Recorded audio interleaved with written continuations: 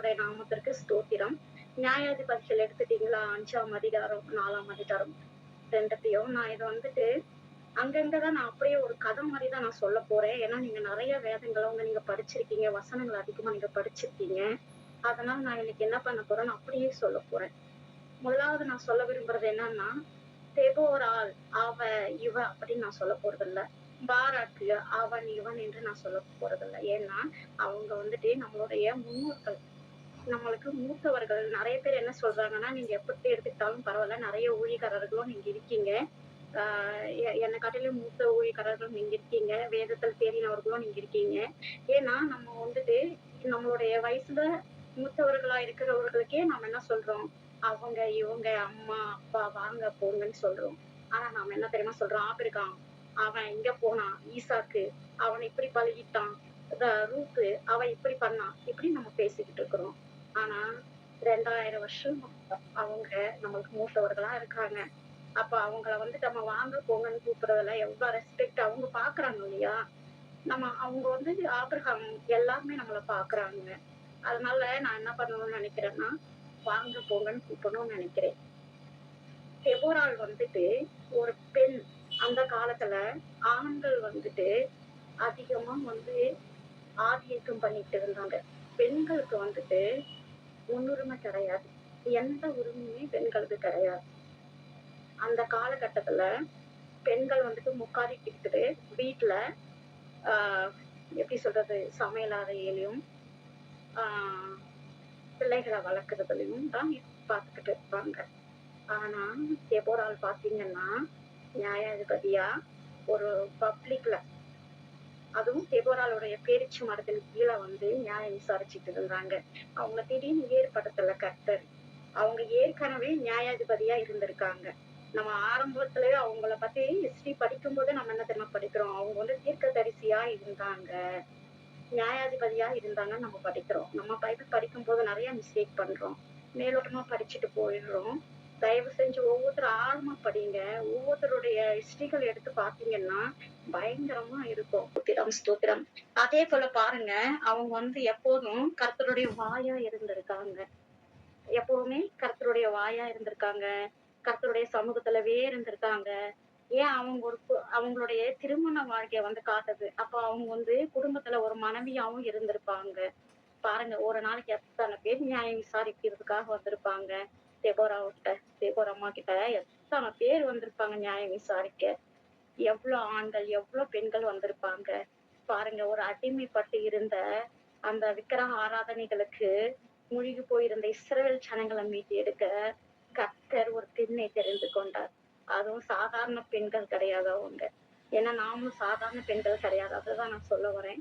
நம்ம ஒவ்வொருத்தரும் சாதாரண பெண்கள் கிடையாது. நம்ம நினைச்சுக்கிட்டு இருக்கோம் நம்மளால ஒண்ணுமே முடியாது, நம்ம வந்து லேடிஸ் நம்மளால எதுவுமே செய்ய முடியாது, எங்கேயும் போக முடியாது, நம்மளுக்கு ஒரு துணை தேவைப்படுது, நம்ம பேசினா என்ன நினைச்சுக்குவாங்களோ அப்படி அப்படி நம்ம நினைச்சுக்கிட்டே நம்மளுக்குள்ள என்ன பண்ணிக்கிட்டோம்னா தாழ்மை மனத்தன்மை நம்ம வந்து வர வச்சுட்டு இருக்கிறோம். ஆனா இல்ல, தயவு செஞ்சு இல்ல. உண்மையா சொல்ல போனா ஆண்கள் காட்டிலும் பல மடங்கு நம்மள மேன்மையா வைத்திருக்கிறாரு. அதுக்காக ஆண்களை பயன்படுத்தலைன்னு நான் சொல்ல வரல. ஆண்களையும் அழகா எடுத்து பயன்படுத்திருக்கிறாரு கர்த்தர். மோசையெல்லாம் நம்ம எடுத்துக்கலாம். மோசே, யோசுவா, தாவீது, இது போல நிறைய மீட்பர்களை நம்ம எடுத்துக்கொள்ளலாம். ஏன்னா நம்மளுக்கு ஒவ்வொரு காலகட்டத்துல நம்மளுக்கு ஒவ்வொருத்தரும் ஒவ்வொரு சுதந்திரங்களை வாங்கி கொடுத்திருக்காங்க. இஸ்ரவேல் ஜனங்களை மீட்டு எடுத்திருக்காங்க. ஆனா முதல் முறையாக ஒரு பெண் நியாயாதிபதி, ஒரே ஒரு நியாயாதிபதி, யோசிச்சு பாருங்க. அத்தனை ஆண்கள் மத்தியிலே ஒரே ஒரு பெண் நியாயாதிபதி எப்படி? அதுவும் கர்த்தருக்கு பிரியமா இருந்தவர். அவங்க கூட அவங்களுடைய குரலுக்கு எல்லாரும் வந்து செவி சாய்ச்சாங்க. இஸ்ரவேல் ஜனங்கள் எல்லாம் அவங்க ஒரு தாயா இருந்தாங்க. எப்படி ஒரு தாயா இருந்தாங்க அவங்க? யோசிச்சு பார்க்கலாமே. ஒரு தாயா இருக்கிறது பெரிய விஷயம். ஒரு குடும்பத்துல நிறைய பிள்ளைங்க இருக்கிறவங்களுக்கு தெரியும். ஒரு பிள்ளை இப்படி இருக்கும், ஒரு பிள்ளை அப்படி இருக்கும். ஆனா நம்ம குடும்பத்தையே நம்ம வந்துட்டு நிறைய டைம் வந்துட்டு மெயின்டெனன்ஸ் பண்றது கொஞ்சம் கஷ்டமா இருக்கும். ஒரு பிள்ளை சொல்லு பேச்சு கேட்கும், ஒரு பிள்ளை சொல்லு பேச்சு கேட்காது. ஆனா ஒரு இஸ்ரவேல் ஜனங்களையே, ஒரு தேசத்தையே அவங்க வந்துட்டு வழி நடத்தியிருக்காங்க. அப்ப பாருங்க, அந்த ஞானம் நம்மளுக்குள்ள இருக்கு. அவங்களுக்குள்ள இருந்த ஞானம் நம்மளுக்குள்ள இருக்கு. நம்ம ஒவ்வொருத்தருக்குள்ள இருக்கு. ஏன்னா பாராக்கு வந்து நிறைய பேர் சொல்றாங்க, "தெபோரா நீ வந்தா தான் நான் போவேன் போருக்கு, இல்லன்னா நான் போமாட்டேன்." அப்படின்னு ஏன் பாராக்கு சொன்னாரு தெரியுமா? அப்பவே சமத்துவத்த பாராக்கு கொண்டு வந்தாரு. அவரு நப்தாலியின் கோத்திரம். நப்தாலிக்கு யாக்கோபு என்ன ஆசீர்வாதம் குடுத்தாரு? அத எடுத்து பாருங்களேன் கொஞ்சம். அந்த நப்தாலியினுடைய ஆசீர்வாதங்கள பார்த்தோம்னா தெரியும். அவர் வந்துட்டு அந்த நப்தாலி கோத்திரத்துல இருந்து தெரிஞ்சுக்கிட்டாரு பாராக்க. அப்போ ஒவ்வொருத்தரும் நீங்க பாராட்டுகளா இருக்கீங்க. ஒவ்வொருத்தரும் உங்கள வந்து பாராட்டுகளா அழைக்கிறார் கர்த்தர். ஒரு உன்னதமான ஊழியங்களுக்காக அழைக்கிறார்.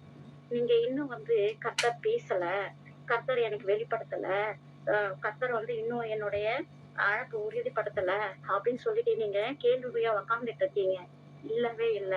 கர்த்தர் நீங்க பொறக்கறதுக்கு முன்னாடியே தாயின் வயிற்றுல உருவாக்கும் முன்னாடியே உங்களை கர்த்தர் தெரிஞ்சுக்கிட்டாரு. அப்பவே நீ வந்து என்னவா ஆக போறன்றது அவருக்கு தெரியும். அப்பவே அவருக்கு தெரியும். ஏன்னா அப்பவே எல்லாவற்றையும் உன்னை குறிச்சு எழுதிதான் அவர் இந்த பூமிக்கு அனுப்புறாரு. அப்போ நீ சாதாரண மாணவர்களே கிடையாது, சாதாரண மாணவனே கிடையாது. நீங்க சாதாரண மாணவர்களே கிடையாது. உங்களுடைய அழைப்பு ஒரு நாள் வீண் போகாது. நான் எதுக்கு தெபோரா பாராக்க பத்தி சொன்னேன், அந்த போர்ல சிசிராவோட கூட யுத்தம் பண்ணும்போது யாரெல்லாம் யுத்தம் பண்ணாங்கன்னு பாப்போமா? யாரெல்லாம் யுத்தம் பண்ணாங்கன்னு பாப்போம். மனுஷர்கள் மாத்திரம் யுத்தம் பண்ணல. அவங்களோடு சேர்ந்து நட்சத்திரங்கள் போரிட்டன வானத்துல இருந்து. ஒரு நதி போரிட்டுச்சு. அப்ப பாத்தீங்களா? அப்ப பாருங்க. நம்ம ஆண்டவரையே சார்ந்திருக்கும் போது நாம மட்டும் யுத்தம் பண்ண போறது கிடையாது. நாம மட்டும் ஊழியங்களை வந்து நடத்த போறது கிடையாது. நம்ம நினைச்சுக்கிட்டு இருக்கோம் நம்மளோட சுய எண்ணங்களாலதான் எல்லாமே நடக்கணும். இல்லவே இல்ல. அவரு இன்னைக்கு என்ன நடக்கணும்னு வச்சிருக்காரு அதுதான் இன்னைக்கு நடந்துகிட்டு இருக்குது. சபையா இருக்கட்டும், குடும்பமா இருக்கட்டும், எதுவாக இருக்கட்டும், நம்மளுடைய வாழ்க்கையில இன்னைக்கு என்ன அவர் நிர்ணயிச்சிருக்கிறாரோ அதுதான் நம்மளுடைய வாழ்க்கையில நடந்துகிட்டு இருக்கிறது. எதுக்காக நான் சொல்றேன், நிறைய பேர் வந்து சோர்ந்து போறாங்க. தயவு செய்து இந்த சபைகள்ல அநேகருக்கு என்ன பண்றாங்கன்னா ஊழியத்துக்காக ஆர்வமா வருவாங்க. இந்த மாதிரி மெசேஜ் எல்லாம் கேட்கும் போது, நிறைய எழுப்புதல் கூட்டங்களுக்கு போகும்போது அங்க நிறைய விடுதலை பெற்றுக்குவாங்க. அந்த ஆர்வம் அவங்களுக்கு உள்ளுக்குள்ள வரும். ஐயோ நான் ஏதாச்சும் ஆண்டவருக்காக செய்யணும் அப்படின்னு சொல்லிட்டு சபைகளுக்கு போகும்போது அங்க சில சில காரியங்கள் அவங்களுக்கு வரும். அவங்கள நோகடிக்கிற மாதிரி காரியங்கள் அவங்களுக்கு நடக்கும். அப்படின்னா அவங்க அப்படியே பின்மாற்றத்துல போக ஆரம்பிச்சிருவாங்க. இல்லைன்னா கொஞ்சம் கொஞ்சமா ஸ்லோவா ஆக ஆரம்பிச்சிருவாங்க. இல்லைன்னா என்ன பண்ணுவாங்கன்னா போங்க நம்ம போனா என்ன நடக்க போகுது அப்படின்னு அவங்களுடைய அழைப்பு அங்க தடைப்படுது. தயவு செய்து ஊழியக்காரர்களா இருந்தீங்கன்னா ஒவ்வொருத்தருக்கும் வாய்ப்பு கொடுங்க. ஏன்னா இது கடைசி காலமா இருக்கிறது. இந்த கடைசி காலங்கள்ல ஆண்டவர் எல்லாரு மேலயும் ஒரு ஆவியை ஊற்றுவேன் என்று சொல்லியிருக்கிறார். எழுப்புதல நாள் ஊற்றுவேன் என்று சொல்லியிருக்கிறார். அன்னைக்கு ஒரு நாள் மெசேஜ்ல கூட சாமியல் ராஜன் சொன்னாரு. அந்த வசனத்தை ஒவ்வொரு நாளைக்கும் வந்துட்டு என்ன பண்ணுவாராம் எழுதி சுருள் போடுவார். அவர் யார் தெரியுமா? ஒரு ஊனமுற்றவர், நடக்க முடியாதவர், ஒரு வயசானவர், தன்னுடைய மாடியில் இருந்து தூக்கி போடுவார். அந்த வசனத்தை பார்த்துட்டு அவரோட வேலை முடிஞ்ச உடனே அவர் கூப்பிட்டாரு, நீ என் கூட வந்துரு, நான் உன்னை நல்லா பாத்துக்கிறேன். இல்ல நான் வரமாட்டேன், நான் வரவே வரமாட்டேன், எனக்கு கர்த்தர் எந்த வேலையை தான் கொடுத்துருக்கிறார் அப்படின்னு சொல்லிட்டு அவருடைய ஊழியத்தில் அவர் செய்து கொண்டிருந்தாரு. அவரால் முடிஞ்சது அவர் செய்து கொண்டிருந்தாரு. நான் எதுக்காக இது சொல்ல வரேன்னா, ஒவ்வொருத்தரும் இந்த கடைசி நாட்கள்ல நம்ம பயன்பட வேண்டியது அவசியமா இருக்கிறது. இந்த கடைசி நாட்கள்ல எழுப்புதல் அவசியமா இருக்கிறது. நம்ம நிறைய ஹிஸ்டரி பார்க்கும்போது நாம எப்படி ஆண்டவரை ஏற்றுக்கொண்டோம். உங்களுடைய அந்த வாழ்நாட்களை அந்த ஆதிக்கு நீங்க போங்களேன், அந்த தொடக்கத்துக்கு நீங்க போய் பாருங்களேன். நீங்க எப்படி ஆண்டவரை ஏற்றுக்கொண்டீங்க, எப்படி ஏற்றுக்கொண்டீங்க, அவருடைய அன்பை நீங்க எப்படி ருசித்து பார்த்தீங்க? அந்த அன்பு இன்னைக்கு இருக்குதா? அந்த அன்பு உங்கள் நடுவுல இருக்கிறதா? அன்னைக்கெல்லாம் வந்துட்டு நானே சொல்றேன், எனக்கு பாஸ்டர்ன்னு கூப்பிட தெரியாது. ஏசையா ஏசையான்னு தான் கூப்பிடுவேன் எங்க பாஸ்டர். அப்ப அந்த அன்பு இப்படி இருக்குதா நம்மளுக்கு? எனக்கே கூட எடுத்துக்கிறேன், என்ன முதல் கொண்டு எடுத்துக்கிறேன். அந்த ஆர்வம், அந்த கிராமங்கள்ல ஓடி ஓடி ஓடி ஓடி போய் ஊழியம் செஞ்சிருக்கீங்க நிறைய பேரு. வீட்டுக்கும் போய் ஊழியம் செஞ்சிருக்கீங்க. அந்த அதெல்லாம் இப்ப எங்க போச்சு? இன்னைக்கு நம்ம ஏசி வீட்ல ஏசி போட்டுட்டு தூங்கிக்கிட்டு இருக்கிறோமா? ஃபோன் பார்த்துக்கிட்டு இருக்கிறோமா? இல்ல ஆண்டவருக்கு நேரத்த குடுத்துட்டு இருக்கிறோமா? ஆனா நான் உண்மையே சொல்றேன். எனக்கு தெரிஞ்சு எனக்கு ரொம்ப சந்தோஷம் இந்த குரூப்ல இருக்கிறது. ஏன்னா 3 வேள பிரேயர் நடக்குது. எல்லாம் தவறாம கலந்து கொள்றீங்க. முடிஞ்ச அளவுக்கு கலந்து கொள்றீங்க. ஆனா இது சின்ன ஊழியமோ, பெரிய ஊழியமோ, கர்த்தர் இந்த ஊழியத்தோடு கூட இருக்கிறத என்னால உணர முடியுது. நெறைய ஊழியத்துக்காக என்ன கூப்பிடுறாங்க. குரூப்பும் இருக்கு. எனக்கு அந்த 8 இருந்து 9 மணி வரைக்கும் இன்னொரு பிரேயர் டீமும் இருக்கு. ஆனா நான் இப்ப அத ஸ்டாப்பே பண்ணிட்டேன். இந்த குரூப்ல தான் நான் வர ஆரம்பிச்சிருக்கிறேன். ஏன்னா கர்த்தர் இந்த இந்த பிரேயர் டீமோட கூட இருக்கிறத நான் பார்க்கிறேன். கெட்சமேனோடு கூட இருக்கிறத நான் பார்க்கிறேன். நீங்களும் பாருங்க. கண்ணோக்கி பாருங்க தயவு செய்து. ஏன்னா நீ எழும்பு வரையிலும் கிராமங்கள் பாழ கிடக்குது. யார் போவா? உனக்குன்னு 10 பேர் ஆண்டவர் வச்சிருக்கிறாரு. அந்த 10 பேருக்கு நீ தான் போய் சுவிசேஷம் சொல்லணும். யார் போவா? இல்லன்னா அந்த 10 பேரு நரகத்துக்கு போகுமே! நீ அந்த 10 பேர் குறிச்சு பதில் சொல்லணுமே கர்த்தரிடத்துல. அப்ப நீ வந்து அவருக்கு வந்து நீ வந்து ரிப்போர்ட் குடுக்கலன்னா, நீ யாருன்னு தெரியாது போன்னு சொல்லிடுவாரு. நீங்க அந்த 10 கன்னிகைகள் பத்தி கேள்விப்பட்டிருக்கீங்க இல்லையா? பைபிள்ல. 5 கன்னிகைகள் ஆயத்தமா இருந்தாங்க. எண்ணெயை திரியும் வைத்துக்கொண்டு ராஜா வருகிறார் ஆயத்தமா போவோம். ஆயத்தமா இருந்தாங்க. அவரோட கூட போறதுக்கு. மீத 5 பேர் ஆயத்தம் இல்லாமல் இருந்தாங்க. நம்ம எத கொண்டு போக போறோம்? அவர் நம்மளுடைய பொண்ணு கேட்கிறாரா? நம்மளுடைய பொருள் கேட்கிறாரா? இல்ல வேற எதனா கேட்கிறாரா? பரலோகம் போறதுக்கு, இல்ல அவரோட கூட வாசம் செய்யறதுக்கு? இல்லையே! அவர் கேட்கிறதே வேற. அவர் கேட்கிறதே வேற. அது எல்லாமே உங்களுக்குரியது. நீங்க அததான் ஒவ்வொருத்தரும் கணக்கு வைக்கணும். பாஸ்டர் தான் ஊழியம் செய்யணும். அதுக்காக ஒரு டீம் இருக்கு. செபிக்கிறதுக்கு ஒரு டீம் இருக்கு. இது சுவிசேஷம் சொல்றதுக்கு ஒரு டீம் இருக்கு. அவங்க போவாங்க, இவங்க போவாங்க. அவங்க அந்த வேலைய செய்வாங்கன்னு நீ உக்காந்துகிட்டு இருக்கிற. ஆனா இல்லவே இல்ல. நீ செய்ய வேண்டிய வேலைய யார் செய்வா? நீ செய்ய வேண்டிய வேலை நீ தான் செய்யணும். வேற யாரும் வந்து செய்ய மாட்டா. அன்னைக்கு தெபோராள் கூப்பிட்ட ஒரே ஒரு வார்த்தையில பாரக்கு வந்தாரு. மக்கள் வந்தாங்க. இன்னைக்கு உங்க ஊழியக்காரர் கூப்பிட்டா நீங்க போறீங்களா? செய்றீங்களா? கண்டிப்பா செய்றவங்க இருப்பீங்க. இல்லன்னு சொல்லல. நான் எல்லாரையும் எல்லாம் சொல்ல வரல. ஆவியானவர் பேசுறாருன்னு ஏதாவது ஒரு காரணம் இருக்கும். தயவு செஞ்சு நான் தப்பா பேசினா மன்னிச்சுக்கோங்க. உண்மையா நான் சொல்றேன். பாரத்தோட நான் சொல்றேன். ஏன்னா இன்னைக்கு எழுப்புதல் வந்து இல்ல. எழுப்புதல் இல்ல. அந்த எழுப்புதல் யார் கொண்டு வர முடியும்? வயசு முக்கியம் இல்ல. 60 வயசா இருக்கட்டும், 40 வயசா இருக்கட்டும், 50 வயசா இருக்கட்டும், 10 வயசா இருக்கட்டும், 15 வயசா இருக்கட்டும். வயசு முக்கியம் இல்ல. சுவிசேஷம் சொல்றதுக்கு, ஆண்டவர பத்தி சொல்றதுக்கு வயசு முக்கியம் இல்ல. மனம் திரும்புங்கள் பரலோக ராஜ்யம் சமீபமா இருக்கிறது என்று கூப்பிடுகிறவருடைய சத்தத்தை வந்து அந்த நாட்கள்ல கேட்டாங்க. இந்த நாட்கள்ல எங்க கேட்டுக்கிட்டு இருக்காங்க? இந்த நாட்கள்ல எங்க கேட்டுக்கிட்டு இருக்காங்க? அதே மாதிரி வந்து கள்ள போதகர்களுக்கு எச்சரிக்கையா இருங்க. எங்க நாங்க போயிடாதீங்க. உங்களுக்கு குடுக்கப்பட்டிருக்கிற ஊழியக்காரருக்கு நீங்க உத்தம உண்மையா இருங்க. ஏன்னா, அவரு எப்படி சொல்றது? நம்ம ஊழியக்காரங்களுக்கு தான் நம்மள பத்தி தெரியும். எல்லாருக்கும் தெரியாது. ஒரு மேய்ப்பனுக்கு தான் அந்த ஆடு எப்படின்னு தெரியும். அதே போல அந்த ஆடுக்கு தான் தெரியும் நம்ம மேய்ப்பன் எப்படின்னு. ஒரு பிள்ளைக்கு தான் தெரியும் தான் தகப்பன் எப்படின்னு. அந்த தகப்பனுக்கு தான் தெரியும் நம்ம புள்ள எப்படி என்ன பண்ணலாம் அப்படின்னு சொல்லிட்டு. ஏன்னா இது கடைசி நாட்களா இருக்குது. வஞ்சித்து கொண்டிருக்கிறாங்க அநேகர். நான் ஒரு போன கிளாஸ்ல எங்களுக்கு சொன்னாங்க. அதிர்ந்து போயிட்டேன் நானு. டெல்லியில இருந்து எங்களுக்கு கிளாஸ் எடுக்க வந்தாங்க. 3 நாள் செமினார் வச்சாங்க. அந்த செமினார்ல சொல்றாங்க, நம்மளுக்கு விரோதமா வந்து பில்லி சூனியம் செஞ்சுக்கிட்டு இருக்காங்களாம். ஏகங்கள் பண்ணிக்கிட்டு இருக்காங்களாம். ஒண்ணே ஒண்ணு நான் சொல்லவா? இப்போ எழுப்புதல் எங்க நடந்து கொண்டிருக்கிறது? நல்லா யோசிங்க. நம்ம சைடு எழுப்புதல் நடந்து கொண்டிருக்கிறதா? இல்ல ஆப்போசிட்ல எழுப்புதல் நடந்து கொண்டிருக்கிறதா? கொஞ்சம் யோசிங்க. நாம இப்ப சும்மா தான் இருக்கிறோம். பாஸ்டர் பார்த்துக்கொள்வாரு. நடக்கட்டும். என்ன நடக்கும் நடக்கட்டும். அப்பாவுக்கு தெரியும் நம்ம சுயநலம் எல்லாமே அப்பாவுக்கு தெரியும். அப்பா பார்த்துக்குவாரு. அவர் பார்த்துக்குவாரு. எல்லாமே பார்த்துக்குவாருன்னு நம்ம இருக்கிறோம். அப்ப நம்ம என்னத்த பார்க்கிறது? நாம எததான் பார்க்கிறது? அப்போ ஆண்டவர் ஆண்டவருக்காக நீ வந்து பொருத்தனை பண்ணதெல்லாம் மறந்துட்டியா? ஒப்பு கொடுத்ததெல்லாம் மறந்துட்டியா? எல்லாத்தையும் நீ மறந்துட்டியோ? இன்னைக்கு ஒரு மிஷினரி நம்ம ஊருக்குள்ள வரலன்னா, ஒரு சீசன் நம்ம ஊருக்குள்ள வரலன்னா, இன்னைக்கு நம்ம ஏசப்பாவை பத்தி அறிஞ்சிருப்போமா? ஏசப்பாவை பத்தி நம்ம தெரிஞ்சுக்கிட்டு இருப்போமா? அவரோட ரத்தத்தால நம்ம மீட்டு எடுக்கப்பட்டிருப்போமா? ஏங்க நான் ஒண்ணே ஒண்ணு சொல்றேன். அப்பா, அம்மா, சகோதர, சகோதரிகள நான் ஒண்ணே ஒண்ணு சொல்றேன். நம்மலாம் யாருங்க? இந்த உலகத்துல இருக்கிற எல்லாரும் யாரு? நம்ம யாரு? நம்ம எல்லாமே ஒரே ரத்தம். ஒரே தகப்பனுடைய பிள்ளைங்க தான். ஒரே ஒரு தகப்பனுடைய பிள்ளைங்க தான். ஹிஸ்டரி எடுத்துக்கோங்க. எங்கிருந்து வந்தோம் நாம? எங்கிருந்து வந்தோம்? தமிழ்நாடு, ஆந்திரா, கேரளா இல்லன்னா வெளிநாடு இப்படி கிடையாது. கலர் வேறவா இருக்கலாம். என்ன? மாவட்டங்கள் வேறவா இருக்கலாம். ஆனா நம்ம எல்லாமே ஒரே ரத்தம். ஒரே தகப்பனுடைய பிள்ளைங்க. சபைகள் வேறவா இருக்கலாம். ஆனா நம்ம செய்ய வேண்டியது ஒரே வேலைதாங்க. ஒரே ஒரு வேலை. அந்த வேலைய நம்ம வந்து சரியாக செஞ்சு முடிக்கணும். அதுக்கு கண்டிப்பா பரிசுத்த ஆவியினுடைய துணை நம்மளுக்கு வேணும். பரிசுத்த ஆவி இல்லாம நம்மளால ஒண்ணுமே செய்ய முடியாது. பரிசுத்த ஆவியின் துணை இல்லாம, இயேசு கிறிஸ்துவினுடைய துணை இல்லாம, பிதாவினுடைய துணை இல்லாம நீ ஒண்ணுமே பண்ண முடியாது.